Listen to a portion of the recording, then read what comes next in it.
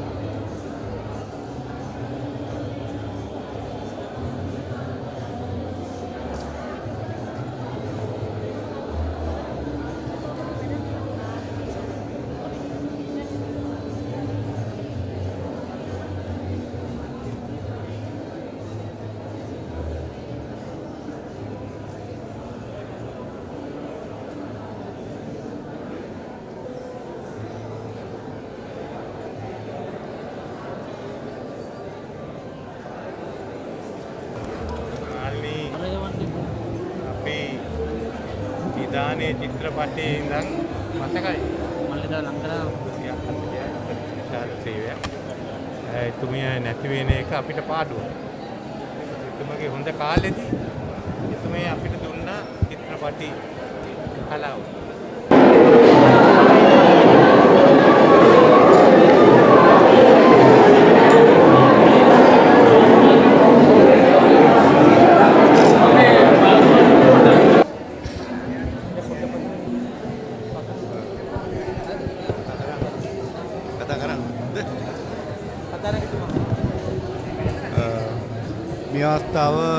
ශ්‍රී ලාංකීය ජාතියටම ශෝකාකුල අවස්ථාවක්. අපි කුඩා කාලේ ඉඳන්ම අපි බලපු චිත්‍රපටිල අපේ සිහින දෙව්දුව වුණේ මාලිනී පොන්සේකා මැතිණිය. එදා මෙදා තුර ශ්‍රී ලංකා සිනමාවට සහ කරපු ඒ අතිවිශිෂ්ට දායකත්වය මම හිතන්නේ ශ්‍රී ලාංකික ඉතිහාසයෙන් මැකියයි කියලා. ඒ තරමටම එය උත්තුංග නිලියක්. මම හිතන්නේ අපිට මේ අවස්ථාවේදී ඇයගේ නික්ම යෑම ජාතියටම ලොකුම පාඩුවක් කියලා මම මේ අවස්ථාවේදී කියන්න කැමතියි. අපගේ ශ්‍රී ලංකා පාර්ලිමේන්තුව විදියට මම ඇයට මගේ ශෝකය ප්‍රකාශ කරන සමස්ත කාර්ය මණ්ඩලයේ පාර්ලිමේන්තුව වෙනුවෙනුත් ඒ වගේම ඇයට අපි බලාපොරොත්තු වෙන අවසාන වශයෙන් බලාපොරොත්තු වෙන අමා මහ නිවන් ළඟා කරගන්නට හැකියාව ලැබේවා කියලා මම ප්‍රාර්ථනා කරනවා.